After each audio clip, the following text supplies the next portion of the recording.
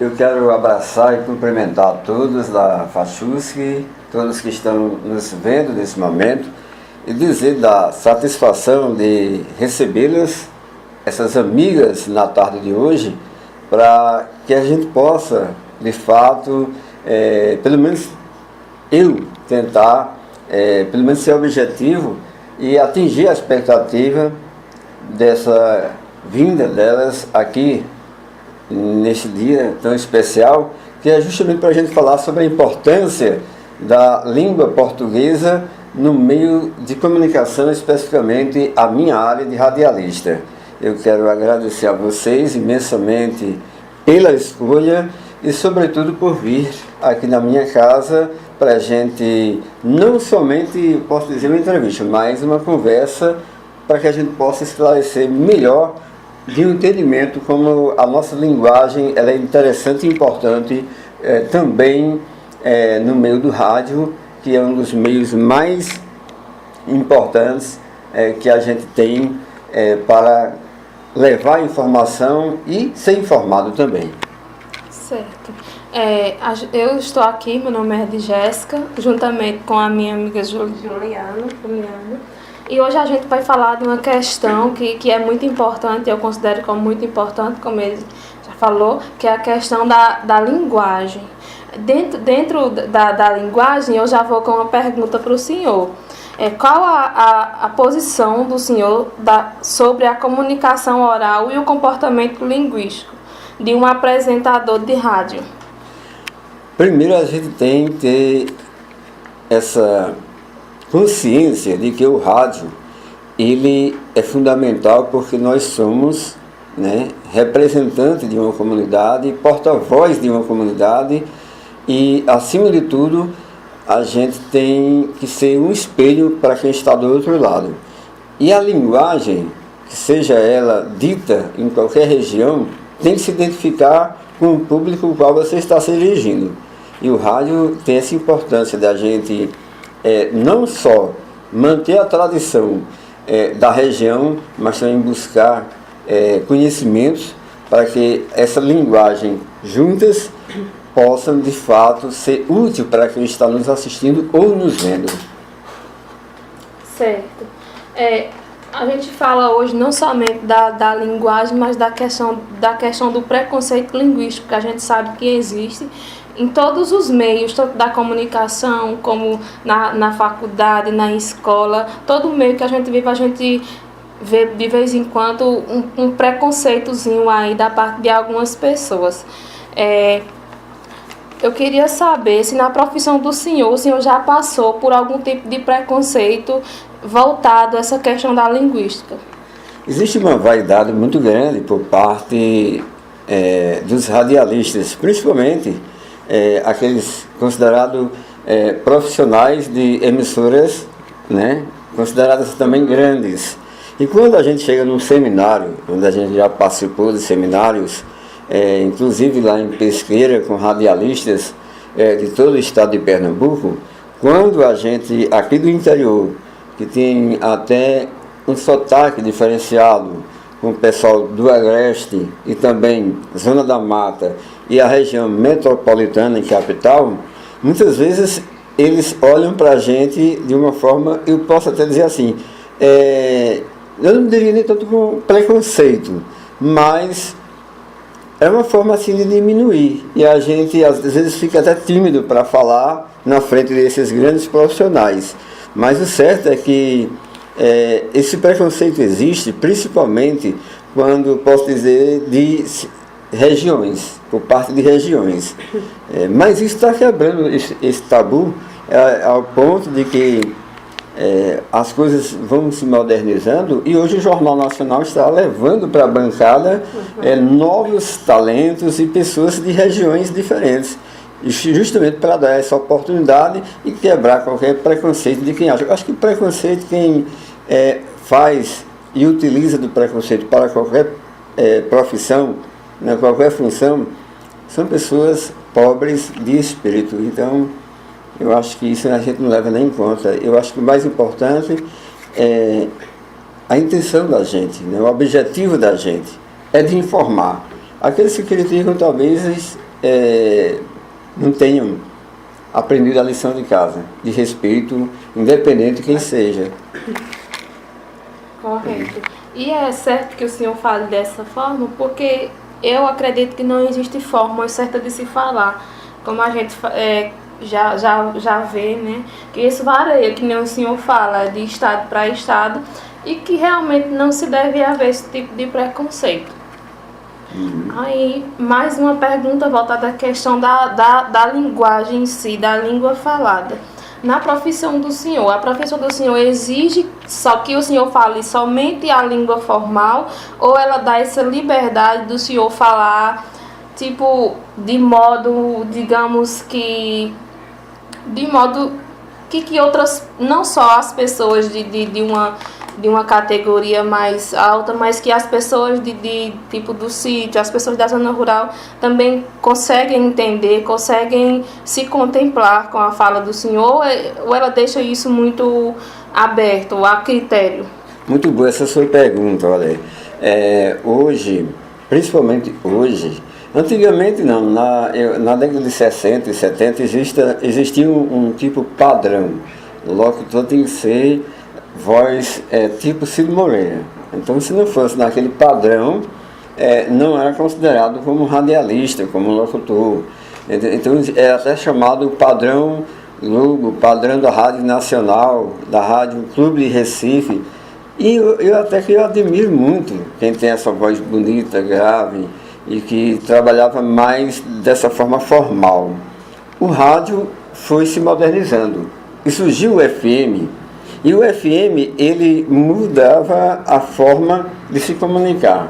É uma linguagem mais rápida, mais jovial, mas respeitando, evidentemente, os profissionais que lá já vinham pregando aquele meio de falar mais tradicional.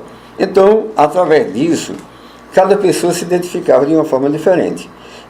Principalmente na nossa área de rádio, a gente não fabrica um locutor, a gente já nasce.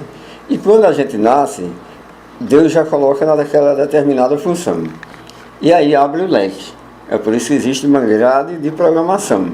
Essa grade, ela vem desde o sertanejo, do forró, pé de serra, ao jornalismo, que seja também esportivo, e na nossa época aquele chamado disque jovem. O disque jockey, ou disque jovem, como queiram, era que tinha aquela linguagem mais de FM. Então aquele que se enquadrava naquele estilo de voz e de forma de falar, de se comunicar, então ele iria para aquela área. Porque se a gente observar, o jornalista que vai apresentar um jornal, que seja na televisão ou no rádio, tem um padrão mais formal, para que aquela notícia ela chegue a contento de as pessoas entenderem realmente a mensagem, o noticiário. Já o pé de serra, ele já vai identificar com o público do homem do campo, que tem aquela linguagem mais ruralista. Aí já vem o locutor esportivo, que é uma linguagem mais rápida, trazendo mais emoção, que é o que a gente vê os narradores, e aí onde vê. E observamos que cada locutor esportivo, ele pronuncia o R arrastando. Hoje eu não posso mais pronunciar o R, porque eu tive um problema de saúde, eu não tenho mais a minha dicção, então nem todas as palavras eu consigo pronunciar, inclusive o R, eu tenho muita dificuldade. E o policial, o repórter policial também, ele já tem uma linguagem diferente. Eu posso até citar, mas tudo isso leva um só sentido, que é para que as pessoas entendam de que forma que nós estamos falando, sem fugir à regra do português. Mas o que muda é a tonalidade. O repórter policial, eu mesmo falava, e outros colegas que aprenderam essa função, respeitando a linguagem do português, legítima, mas a gente arrastava. Hoje, por volta das 19 horas, aconteceu um fato na delegacia de Salgueiro, enquanto o jornalista ele já vai lá ler diferente. Aconteceu hoje na cidade de Salgueiro, na delegacia, informou para a gente, quer dizer, já é uma tonalidade diferente. Já o locutor voltado ao homem do campo, ao homem da zona rural, que tem uma cultura menor, ele já vai dar uma notícia diferente. Eita, meu compadre velho, não sabe foi o que aconteceu. Vixe Maria, não é que aconteceu uma bagaceira lá dentro da delegacia? Vixe Nossa Senhora. Então, é o bom do português que todo mundo se entende. Que seja a linguagem do tradicional português, mas da forma que é dita. Isso é que é bom. Acho que não existe país nenhum no mundo tão diversificado, porque cada estado tem sua linguagem e cada profissão. Se você conversar com um médico, você já identifica que é um profissional de medicina, da saúde. Se você conversar com um militar, já observa isso. Se você conversar com um profissional de educação, uma professora, você já, rapidamente, você já diz, é da área de educação. E aí, sucessivamente. Então, cada pessoa tem a sua forma de falar. E as regiões, que é interessante. Por regiões. Pode ficar à vontade. Verdade. Tendo em vista a importância da língua falada, tanto falada quanto outros tipos de linguagem, o senhor acredita que a fala deve seguir a gramática? Ela é importante, assim, porque nós somos formadores de opinião. Quem está do outro lado, temos que saber que muitas vezes aprende a gente, mas não necessariamente. Porque nós moramos numa região onde as pessoas, principalmente no Nordeste e no Sertão, eles têm o chamado nordestinês, onde foge um pouco do português e aqui se criou o seu linguajar, que torna-se respeitado, às vezes sim, é criticado pelos turistas lá do sul, na região do sudeste, centro-oeste, a forma que a gente fala, né? É tanto que eles chamam a gente dos Paraíba, muitas vezes é uma forma, eu acho pejorativa, às vezes, quando chamam a gente de Paraíba.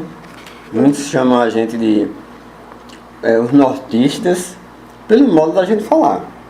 Porque foi criado aqui, os nordestinos, a forma de falar do nosso jeito.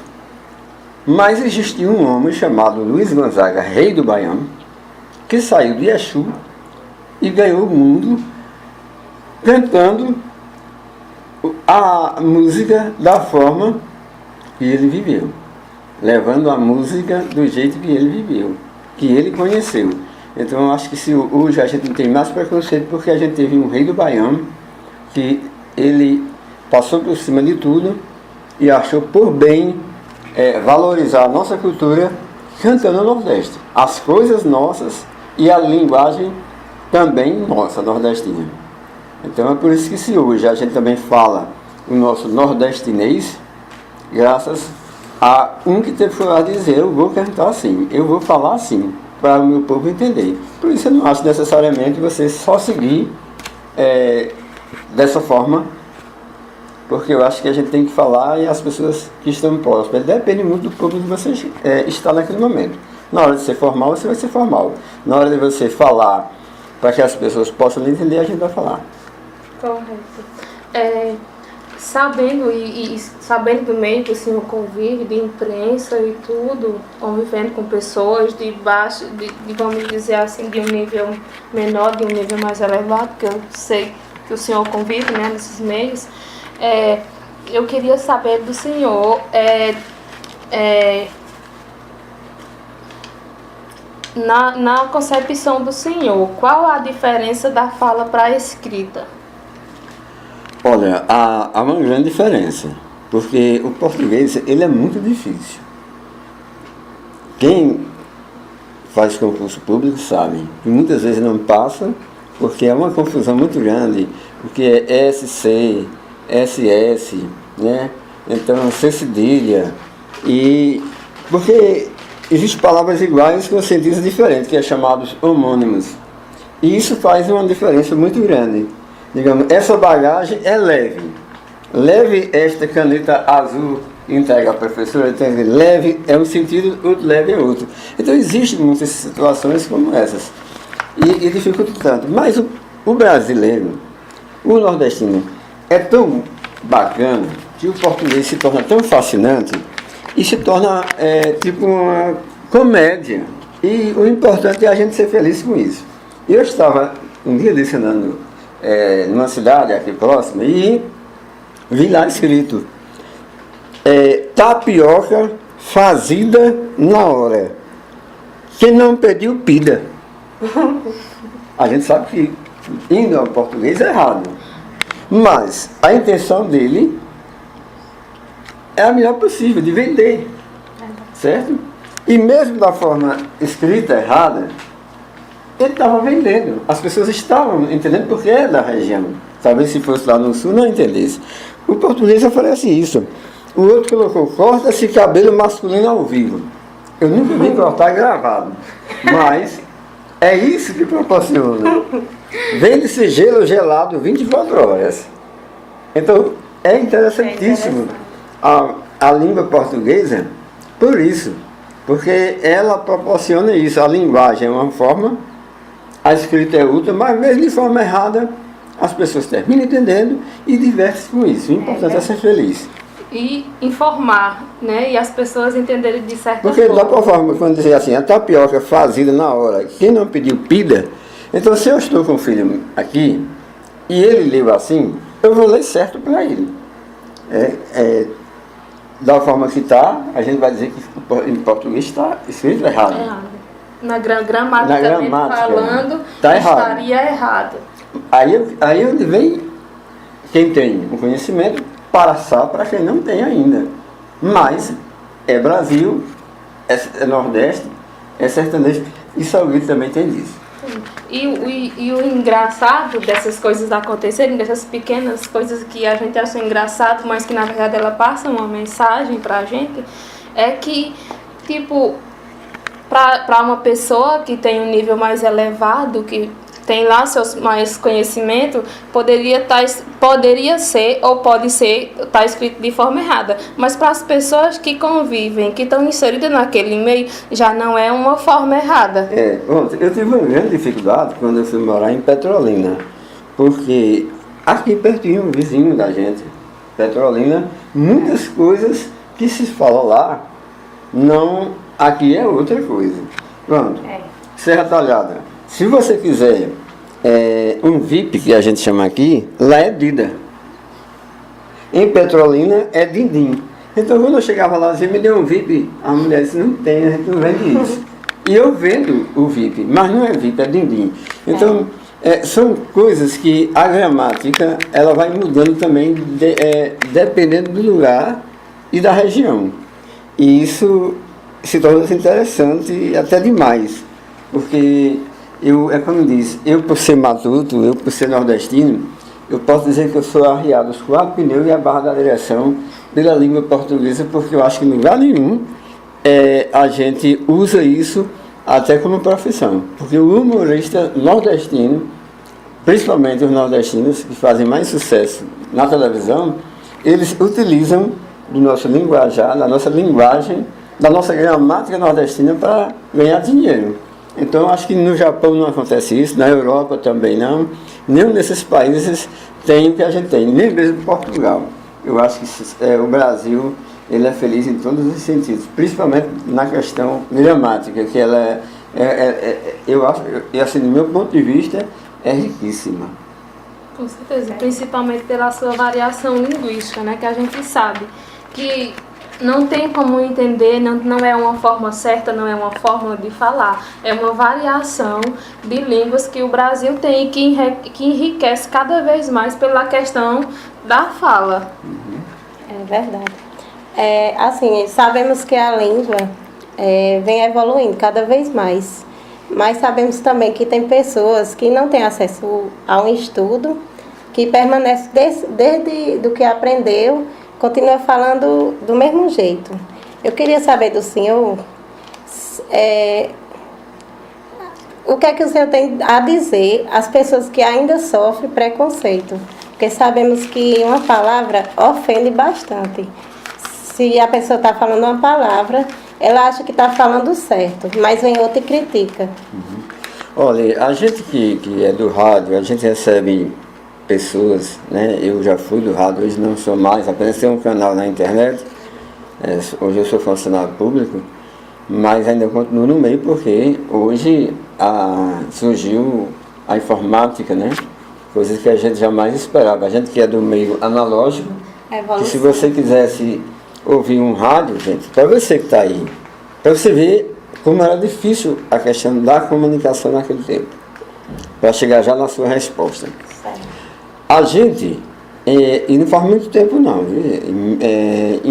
na década de 80, a gente só dava as notícias na Rádio Asa Branca de ontem, porque a gente ligava um rádio desse, meia-noite, assistia o redator-chefe da Rádio Globo, gravava num gravadorzinho que não é desse, certo?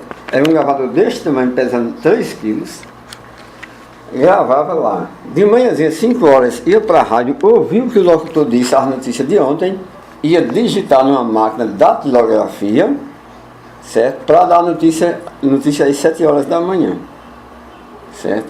Então, para isso a gente tinha que estudar, porque a gente não recebia como hoje, a gente recebe nos blogs, nos sites, através de e-mails, do WhatsApp, não existia isso. Então a gente tinha que estudar bastante para digitar, porque as pessoas não estavam vendo nossa digitação, mas estavam ouvindo o que a gente estava falando, e ao mesmo tempo tinha o operador de áudio que tinha que acompanhar com a gente o que a gente estava falando para soltar a reportagem. Como é difícil. Mas do outro lado existia alguém, lá na zona rural, que fala a forma mais simples possível, e que você tinha que fazer a linguagem e falar para que ele pudesse também entender. Então essas pessoas que muitas vezes, que ainda até hoje criticam os nossos avós, nossos bisavós, que ainda falam a mesma língua que aprenderam com seus pais, seus avós, é que respeitem, porque foram através deles, com toda essa pouca cultura e sabedoria, que mesmo com esse linguajar, sem ter a gramática, de nenhum certificado, nenhum anel de formatura, mas foi ele que deu a oportunidade para que o seu pai tivesse mais um conhecimento, para que o seu pai pudesse entender que é importante o estudo e você hoje ser o que você é. Então, o que eu passo é que preconceito são pessoas pobres de espírito. Então, eu sou contra o preconceito, de qualquer situação, não só na linguagem portuguesa, mas em qualquer situação. Questão de cor, né, raça, etnia.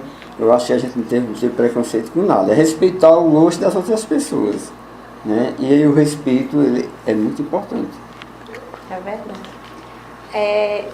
Ainda no assunto de linguística, sabemos que tem muito gírias. Tem as atuais, as mais que já passaram. O senhor, eu posso dizer assim, na sua adolescência, houve alguma gíria que até hoje permanece? Sim. Inclusive, quando eu morava em Petrolina, eu tinha meus 14, 15 anos, e a gente ia a uma festa, e quando chegava em casa, alguém perguntava, e aí, como foi a festa? Rapaz, foi só um milho esbuiado. Ainda hoje existe. Né? Ainda hoje existe, né? Outra gíria que eu vejo as pessoas falando, mesmo a linguagem de 30, 40 anos atrás, não tem aparelho não. Eita, rapaz, aquelas meninas da faixa não tem aparelho não, elas são torreta mesmo. Então, outra coisa também que eu posso dizer que as outras gírias que eu acho que hoje não tem mais, porque eu já não alcancei, né?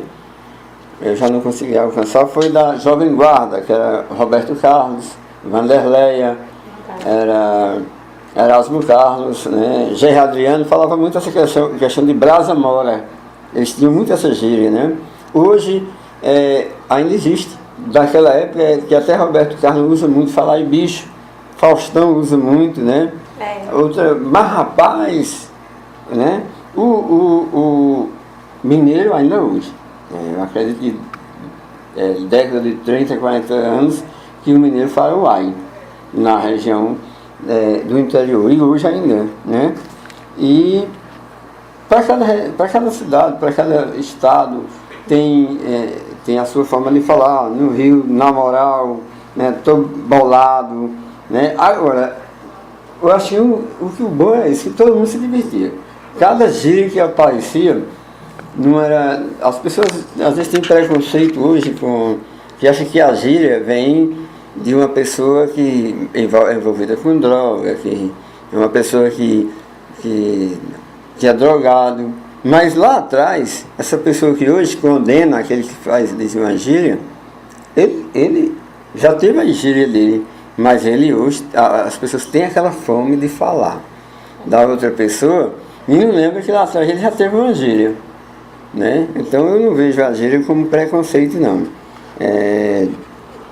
Eu acho que a gíria ela é uma forma até de um suporte para que a gente possa, no seu dia a dia, estar passando.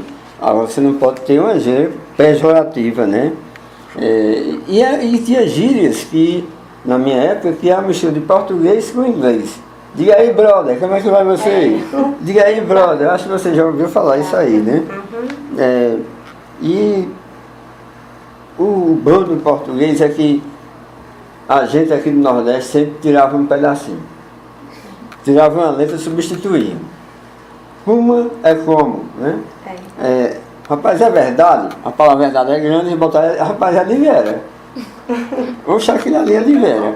Eu não sei se você já ouviu seu pai falando isso, né? Então, o bom do português, que termina as pessoas entendendo, é que o nordestino tira uma letra, substitui, mas as pessoas terminam entendendo. E é motivo de quem sabe, tem todo o conhecimento, passar para essas pessoas de como é. Eu acho que a gente não deve acabar, a gente deve falar corretamente, mas a gente não deve perder essa essência. É tanto que eu continuo falando nordestino de forma, nunca mudei. Cada rádio que eu passei, eu tinha minha identidade. Eu trabalho assim, eu trabalho com a linguagem popular, do povão. Eu vivo no meio deles. Então, se vocês me aceitarem falando com esse meu jeito de falar, tudo bem. Se não aceitar, eu não fico.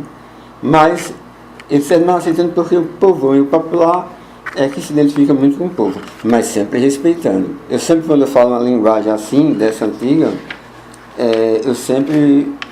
eu falo como é corretamente. Né? Eu não costumo, porque eu sei que ali tem pessoas que não entendem o que eu estou falando, é como se eu estivesse falando inglês.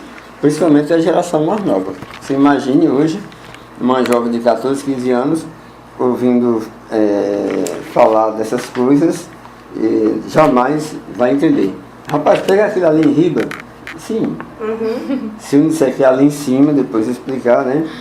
Porque essa é a forma que eu pelo menos observo que é interessantíssimo. É tanto que quando eu comecei a trabalhar na área policial, eu sempre pronunciava polícia, olha, polícia, porque era assim que eu tinha uma vinheta que falava assim, polícia, porque era assim que as pessoas falavam, se tirava, substituía sempre as palavras. Exército era o Exército Nacional. Então eu via meus avós falando assim, os meus tios, as pessoas mais velhas, e eu aprendi, mas aí hoje eu tive que passar para meus filhos que não é Exército Brasileiro, é Exército Brasileiro. Verdade, e como a gente também, como eu sou da zona rural também, muitas vezes eu escutei minha mãe falando, menino traquino, esse linguajar dela, ela tinha umas formas de xingar, não era que era o xingar em si, mas ela tinha uma forma muito engraçada, menino levado, danado, impossível. Porque hoje em dia, se a pessoa disser esse menino é impossível, o menino não tá nem aí, nem liga. Porque não sabe nem o que eu tô dizendo, traquino. O que é traquino? Hoje em dia não se sabe. A gente vê que é uma coisa que com o tempo ela se modifica, porque também faz parte da língua, mas que como o senhor, eu acredito que a gente não deve deixar para trás, porque é uma essência que a gente traz desde dos tempos dos pais da gente até hoje. E eu falo, falo também com meu filho dessa forma. Eu acho que as pessoas, lógico, cada um tem o seu gosto, mas na entrada da minha casa, quando você chega, você vê um bocado de móveis antigos, de objetos antigos, né, como esse rádio, de geladeira antiga, de carro antigo, de moto antigo, de ferro antigo. As coisas daquele tempo eu coleciono para justamente mostrar essa nova juventude como era antes, né? Você vê o que é hoje. Para a gente mudar hoje uma televisão, você tem um controle remoto. Para você mudar hoje um pendrive, né, que cabe não sei quantas músicas. Antes era uma fita cassete, só cabia, era 1 hora de música, só cabia 12 músicas no máximo, dependendo da música, né? E hoje o rádio você tem que ir lá para mudar a faixa. Hoje não há necessidade disso, né? Você vai no controle e você muda. Era justamente para mostrar, e a gente tem que resgatar isso. A gente tem que resgatar. Eu até convido a você da Fachusque, faça uma visita à Rádio Asa Branca e conheça o museu. E eu tive o prazer de restaurar e fundar o Museu da Rádio Asa Branca para saber como era o analógico, de como era tão diferente, difícil trabalhar naquela época, como hoje a facilidade é tão grande, né? Então eu acho que a gente tem que manter as raízes, mas não esquecendo de que eu mesmo mantendo o tradicional antes, de como era antes, não posso esquecer da importância de que é o hoje. Eu queria saber do senhor se tinha algum código usado por vocês lá na rádio que só vocês entendiam. Sim, o rádio e o meio de comunicação, a expressão, ela, além de verbal, era importante a gente usar. E eu acho que ainda hoje estamos usando a questão de código. Então, Ednaldo Barros, às vezes, estava do outro lado, falando, para não interferir no que ele estava falando, e eu, como operador, que recebi a ligação de uma pessoa, de um ouvinte, né, que não é diferenciado de hoje. Hoje existe o celular, você fala quanto tempo você quer, e lá não. Naquela época, na década de 80, né, através de fichas, você comprava uma ficha, essa ficha você colocava no orelhão e tinha um tempo, senão ela caía, a ligação você perdia. Então, quando acontecia de um ouvinte ligar, eu fazia esse sinal assim, que era telefone, era alguém. Na hora do comercial eu fazia assim, que era a hora da gente colocar as propagandas que pagava a gente, né? Outro código que a gente sempre costumava fazer, quando tinha um repórter de rua, na externa, como a gente fala, ia falar lá do Bairro do Divino, do Planalto, a gente fazia assim, ó, que ele estava para entrar. Então era uma ponte de que tinha alguém lá fora que ia entrar, então ele já sabia disso aí, né? Aí na hora de tocar uma música, ele também, a gente já dava um toque para que ele pudesse já entrar, né? Na hora de tocar a música, a gente fazia sucesso, que era assim, ó, sinal positivo, que era para tocar a música. Cortar o microfone a gente fazia assim. Então eram várias coisas dentro da linguagem que é importante ter também. Então a gente sempre usou isso. Eu acho que ainda hoje alguém ainda usa. É verdade. Sabemos também que por aí temos os códigos tipo placa. O nosso professor, ele já contou muitas experiências que ele teve fora daqui. Eu queria saber do senhor, por onde o senhor já passou, fora da cidade. Não sei até que ponto o senhor já foi. Se já teve algum código que o senhor não entendeu ou se atrapalhou um pouco. Hoje, eu geralmente não ando em cidade grande, metrópoles. Já faz muito tempo que eu andei no Rio de Janeiro. Recife eu ando, mas é mais fácil da gente entender. Mas eu me lembro que logo no início, quando eu era jovem, existia um escrito naquele tempo, e eu louco para ir ao banheiro, e eu bem pertinho do banheiro não sabia de fato. Certo. Estava escrito WC. Então isso, naquela época, até uma sigla, ela dificultava para a gente.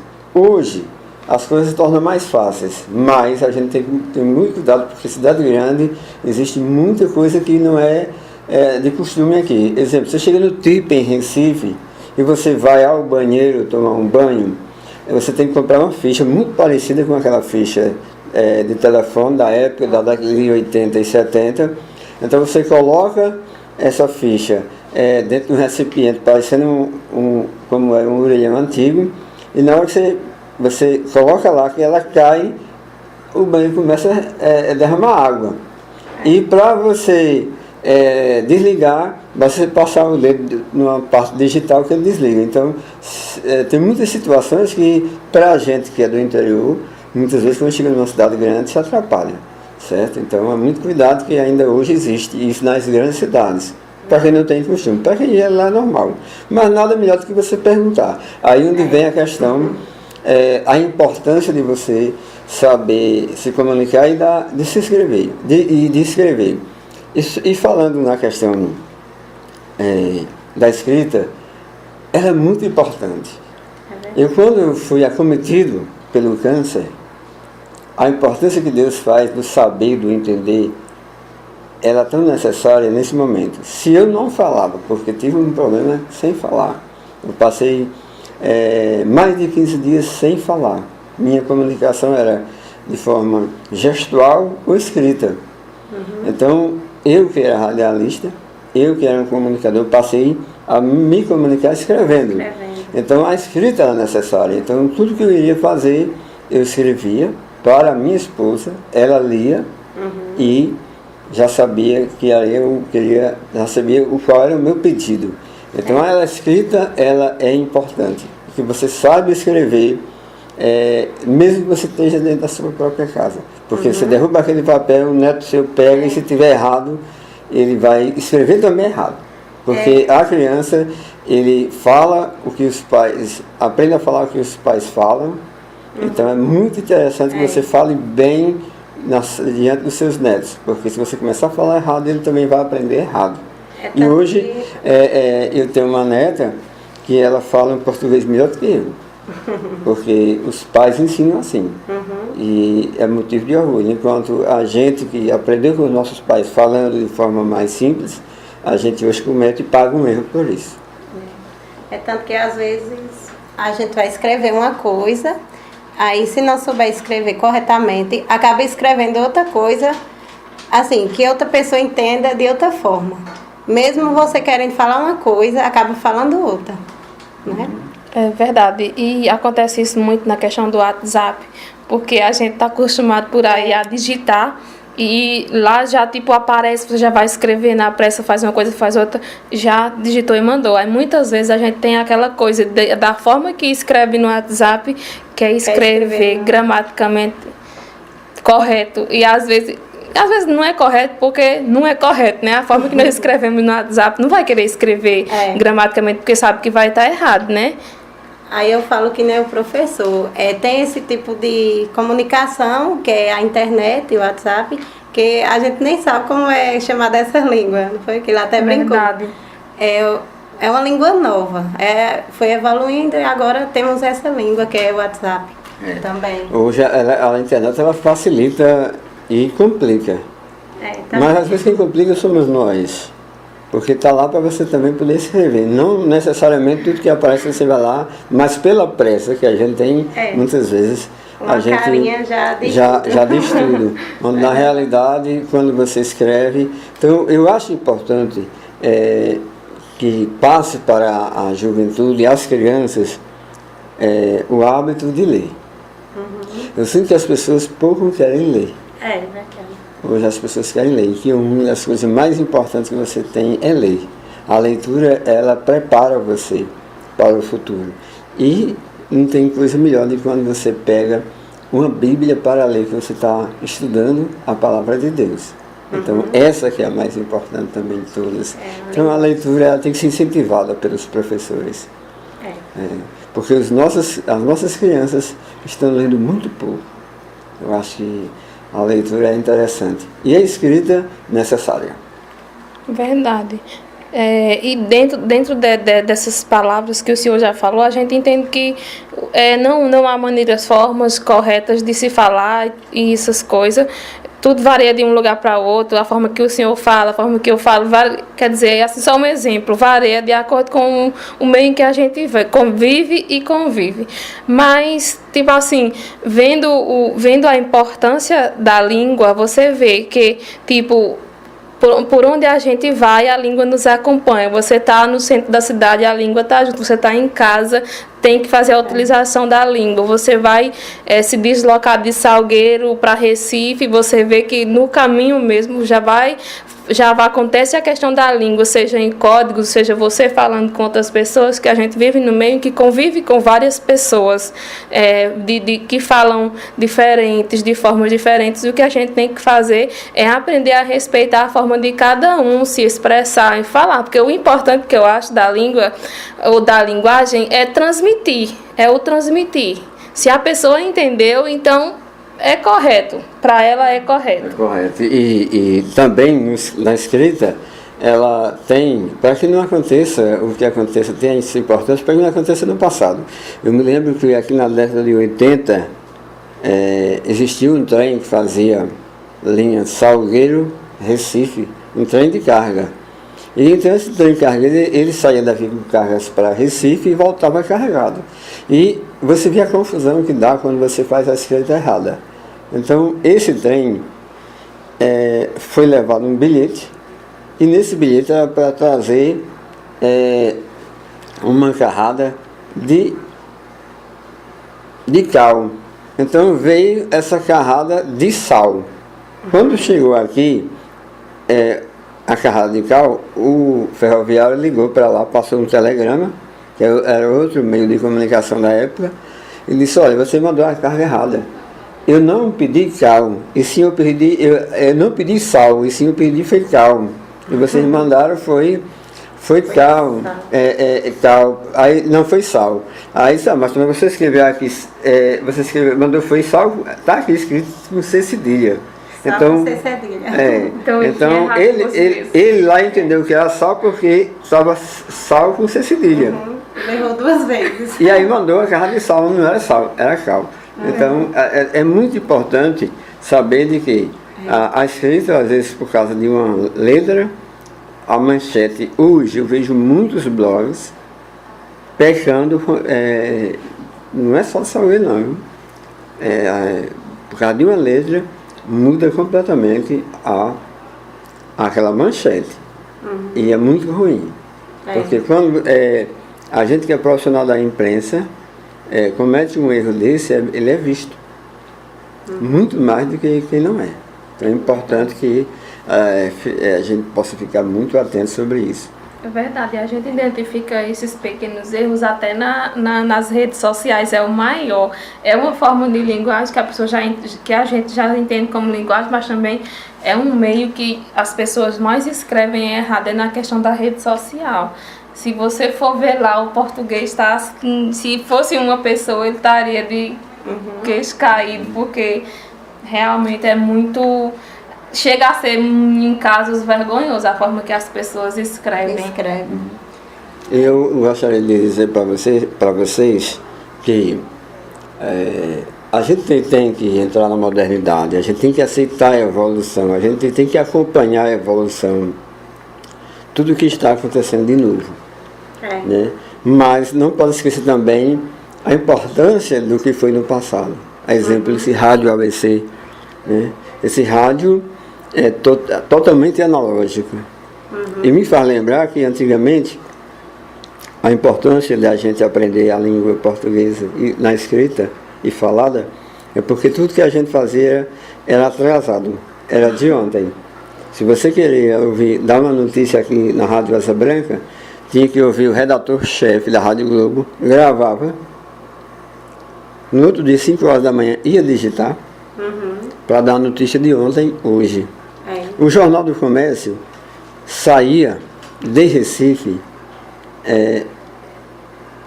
com as notícias de ontem, porque vinha no carro, no final do Pedrinho Leal, esse jornal vinha, quando vinha chegar aqui, a gente dava as notícias de ontem. Hoje que a gente tem a internet com essa facilidade, a gente abrir o Google ou o YouTube e ter tudo, a gente comprava uma revista e tinha que ler aos pedacinhos, porque essa revista era mensal. Então é chamada revista Contigo, que a gente tinha que ler os capítulos de novela, ou falando sobre astro, atrizes, atores, sobre o meio artístico. Então a gente tinha que ler um pouquinho hoje para dar para 30 dias uma revista. Então você vê o quanto era difícil.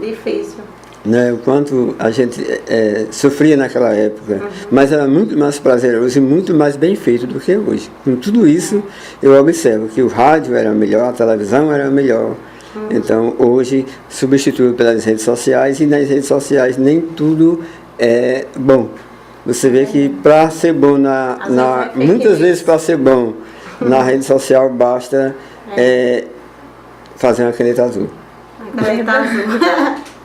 É verdade. Aí nós temos também os Libras, que é línguas de sinais, né? Assim, para o senhor que era comunicador de rádio, eu queria saber assim, se o senhor já pensou do outro lado da linha, que tivesse pessoas que não tinham acesso à audição, né?